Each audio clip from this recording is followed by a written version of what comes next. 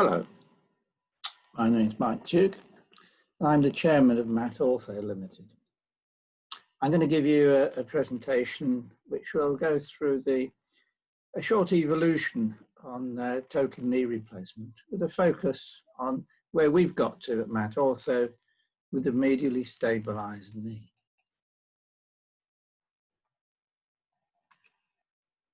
The start for knee replacement generally was back in 1953. John Insull and Mike Freeman were good friends. They'd met at Cambridge and studied together. They were friends for the rest of their lives. Here, Michael with John in Michael's garden in the 90s. Sadly, Mike Freeman died in 2017. I think the world owes him particularly a great tribute, as I do myself. He did an awful lot to help me in my early years and later on as well. Ray Robinson published this graph, if you like, table showing the evolution of condylar knee replacement between 1970 and 1980. This was very much the start of what we know of knee replacement today. And it's notable that there is in effect quite a strong drive of the universe USA coming into this, which has ended up with cruciate retaining and posterior stabilized. On the other hand, over here in the UK, we've kind of wandered along in our own sweet way, following the Freeman principles. Here, that Freeman principle from the very beginning, together with Alan Swanson at Imperial College, created the first ever metal polythene condylar knee replacement, which was implanted in 1970. It had no anterior flange, there was only one size, and the patella routinely excised. What is notable, in fact, though, is that there is a single radius of curvature and a trough in the poly, which matched it. It had good area contact and reasonable AP stability. In the US, Walker, Insull, Ranwatt, and others all moved forward in a different direction. Here, Peter Walker is playing with what became the dual condylar knee, actually not a total knee, but that was around the start. And this is the dual condylar device that turned out into the total knee, cruciate sparing and cruciate sacrificing types, because that debate around the cruciate had already started. Do we keep it or don't we? Still not entirely resolved today. But of course, there were problems. Problems particularly with AP stability. And that was caused by the fact that the beliefs in general in those days are still pertain today, that the knee is needed to be able to rotate throughout its different ranges of motion, including even close to full extension. That fallacy has lasted an awful long time. And the problem is, of course, the only way to achieve it with both condyles at once is to have a non-congruent articular surface. The result, AP instability. Walker and Insull together very cleverly came up with a solution. Rather than try and train soft tissue releases, they put a post into the intercondylar notch, which would come into play and hope to keep the femur back on the tibia during flexion. Unfortunately, it doesn't really come in until quite well into flexion. So stability during ordinary walking and even gently going up and down stairs does not work with that post. It does actually very little. Probably a good thing, because it would break more often if it was doing more. Back here in the UK, I joined as a young sprog, helping various people in the lab at Imperial College, and we played with things like this terrible ankle arthroplasty, one of the worst things that Freeman ever was involved in. But I spent most of my time looking at cadaver knees. My duty was to take the cartilage from the knee to do some little tensile tests on them. It got me to look at lots of normal knees throughout various stages of life, and I could easily study with plenty of time on my hands what the mechanics of the knee are. It was a wonderful. I thought everybody knew what I was looking at, of course. I didn't know any different. I thought the great and good around me all were fully aware of how the knee functioned mechanically and how it was made up. However, what I was noticing, and Freeman got very closely and greatly interested in my observations, was that the knee is AP stable only on the medial side, but can freely rotate on that lateral side. The patella, in its own way, quite separately, tracks towards that lateral side as we flex the knee. This seemed pretty straightforward and obvious to me, and it was sort of stored away as we went forward through the years. As we went on, in 1978, I helped set up Finsbury Orthopedics and became the managing director.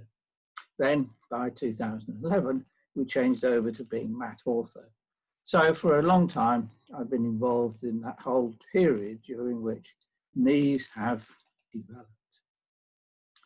Playing around with that medial principle that we'd noticed in the lab, I came up with this eventually as a drawing in 1970. This was based on what we'd already done by developing the Freeman knee into the Freeman Samuelson knee, bringing the patella sulcus in there. And what we did here was simply to add on a ball and socket on that medial side. So a spherical ball on the femur throughout flexion and a matching congruent socket in the poly. That provided that medial stability, the same as we'd observed in the normal knees. This had 1,000 square millimeters of actual true area contact. So a lot of devices are nowhere near that sort of area contact. A line contact comes nowhere near it. This was later to be called the MRK, or medial rotation knee. That was really just to make sure people understood what it was we were doing. It was first implanted back in 1994. We licensed the principle to Wright Medical after David Blaha, as a Freeman Fellow, came over to visit us and took the idea back. That was a useful thing, we thought at the time, because it would create a second generation medial rotation knee. And because we at Finsbury were not in the state of marketing things, we thought that would help advance the whole process of the knee. Unfortunately, they didn't make it as well as I wanted them to, and they missed some of the technical points, including that lateral patella, and they tried to keep the posterior cruciate so it would conflict at times with the medial congruency. That was a shame. The results were not as good as they could have been. A little while later, in retrospect, Freeman and Pinskarova published a number of seminal works around this whole principle of how the normal knee works. And so it was confirmed that the medial side of the knee more or less stays where it's put with relation to the center of motion, whereas the lateral side can rotate, and the knee rotates around that spherical bearing on the medial side. But it does not have to. What they demonstrated, and is still not very well understood, is that that lateral side is not forced into rotation at all until very deep flexion. For the rest of the range, it is entirely voluntary where the lateral side of the knee is sitting. And it comes down to where the rotation of the foot is, in effect, together with eversion and inversion. An important point, lateral translation is voluntary. Thanks to some work by Bill Walter, here a little demonstration which provides the differences in the cross-section here of the medially stabilized ball and socket compared with a cruciate retaining, where obviously the more you flex, that J-curve creates a more and more unstable looking device, and the cam and post, which has the very same effect until you flex quite a long way. And so what this blue angle line is pointing to here is actually the effect of more or less the average resultant of the direction of the load going through a knee. So no surprise that if it can, the femur will slide forward on the top of the tibia. And here, if we represent that very simply, a medially stabilized ball and socket, and a more open, less congruent surface with a cruciate retaining, and a cam and post, which is effectively the same until the post comes on. If you have nice tight ligaments, if these yellow lines are nice and tight, then you've got reasonably stable knees in all. But of course, that doesn't happen. You need a bit of laxity, particularly on the lateral side, and it's very difficult to balance the knee perfectly. So with a little bit of laxity, only the medially stabilized device actually remains fully AP stable. That makes it a very forgiving knee. But now the orthopedic world has finally woken up to the medial pivot, as they call it, or stabilized knees.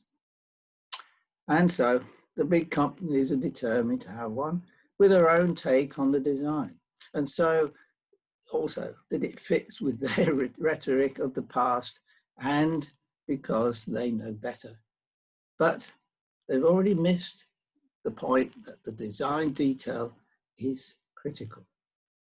Metal on Metals did exactly that. And what happened?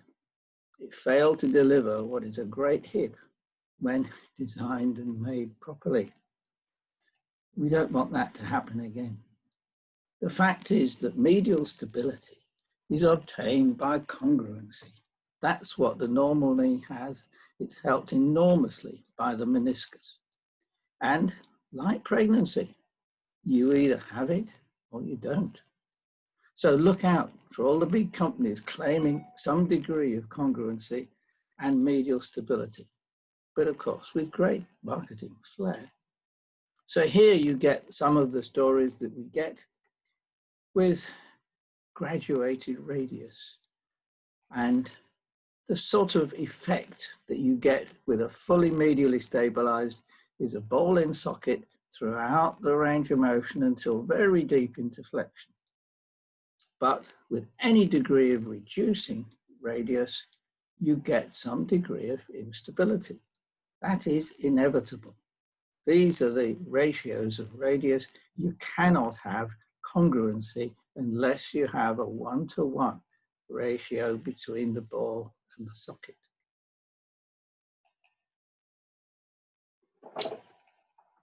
So does this stand up?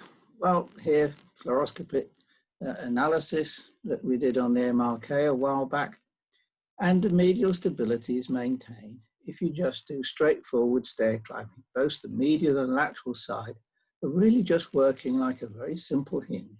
No AP motion on either side. But with some passive flexion, you can induce that lateral side to actually come back, the femur come back on the top of the tibia. It is active. It is not an involuntary motion, it is voluntary. But what is striking, of course, there is no paradoxical motion. The femur is not running forward on its own on the top of the tibia. So near normal tibiofemoral kinematics can be achieved. Here you can see Bill Walter doing a draw test.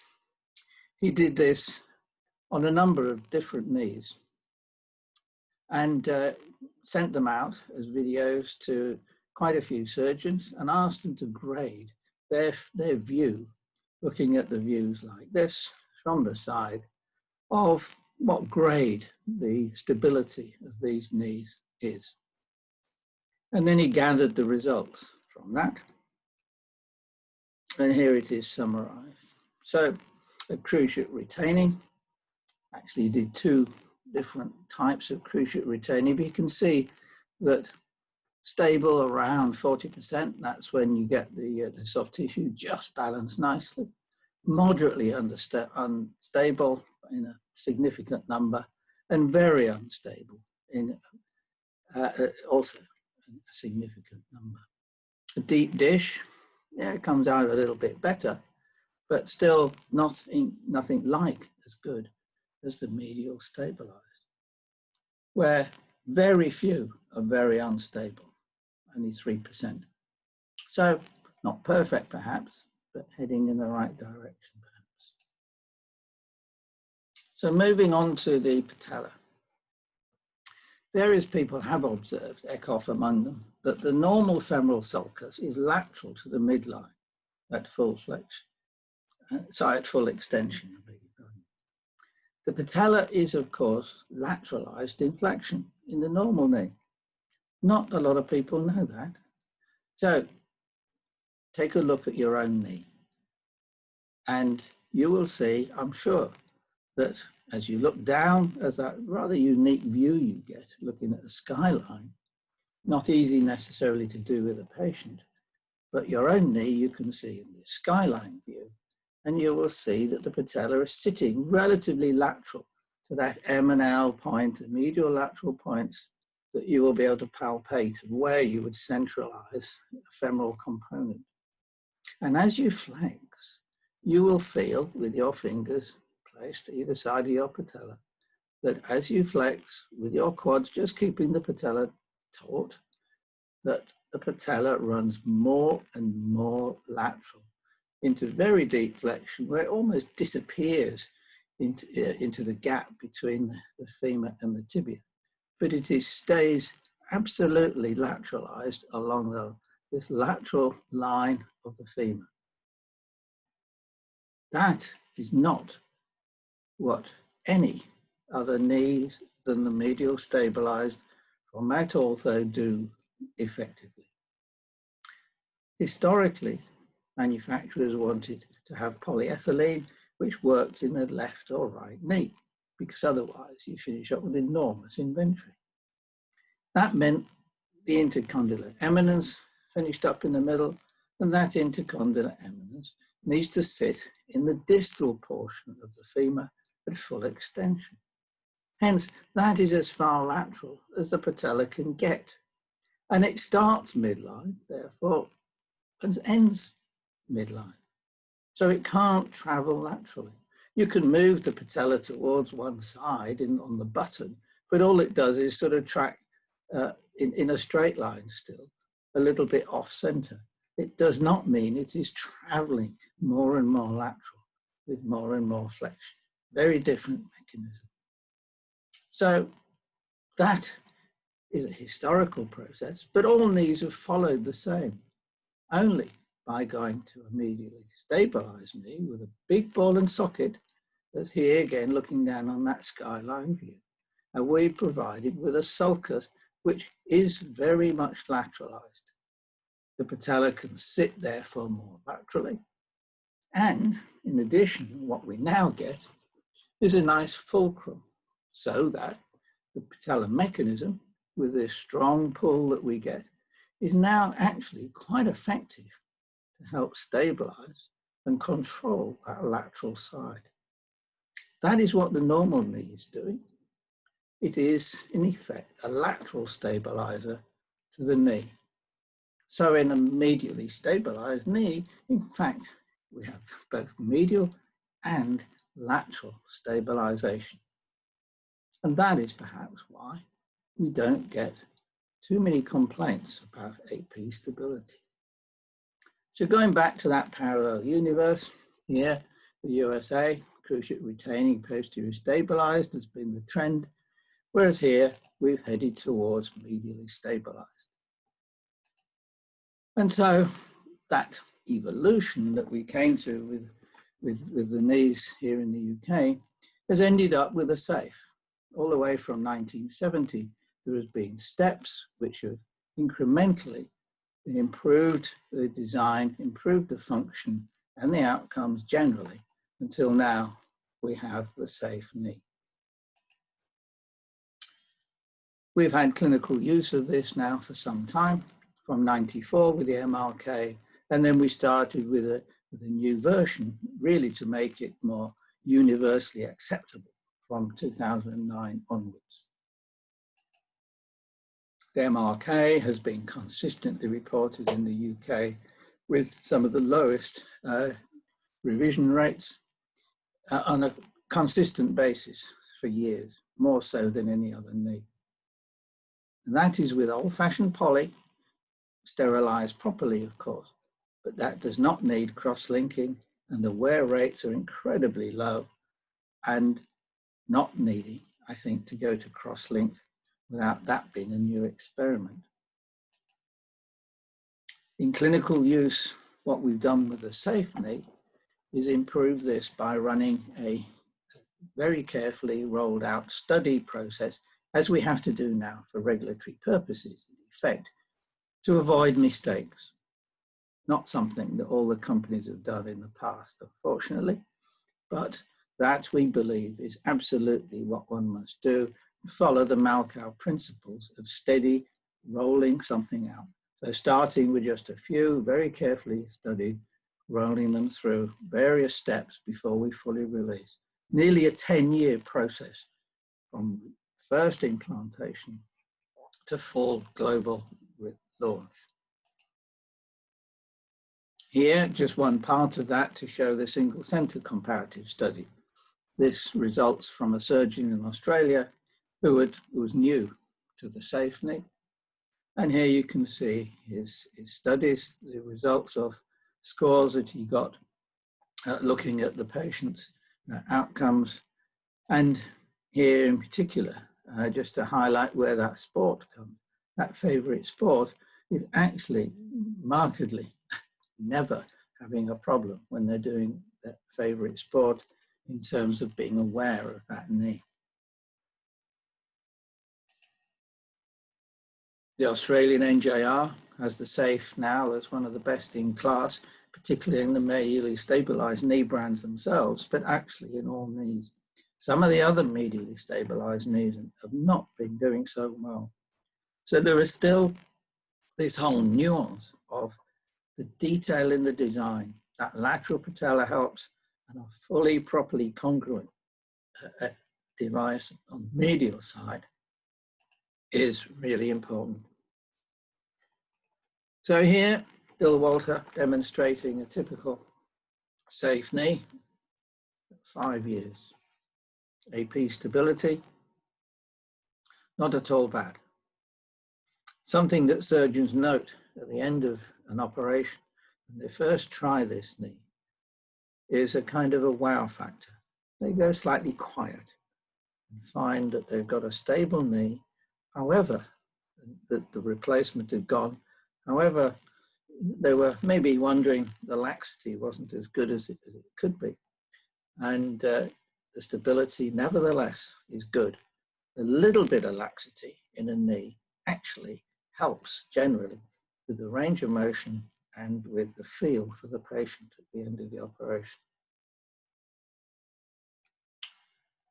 So that's it from me. I hope you found that interesting and some new things. I think there is a factor that medially stabilized knees are here to last. And I hope a lot more people get to enjoy them. Goodbye.